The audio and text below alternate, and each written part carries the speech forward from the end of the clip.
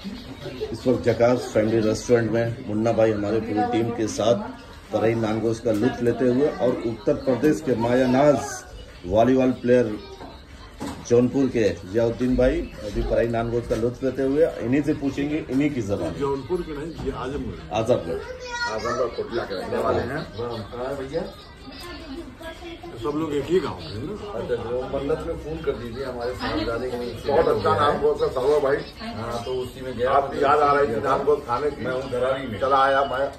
जकास hotel बहुत ही मशहूर है यहाँ पर तराई में। तराई नानगोश आवाम से क्या कहना चाहते हैं मुन्ना भाई? अरे बहुत उम्दा है ये गांव में जो शादियां होती थी पहले, अब तो दौर खत्म हो गया पढ़ाई का। पहले जो पढ़ाई में नानगोश पूरा करता था वो सब मिलते ही नहीं है, लोग जानते ही नहीं है।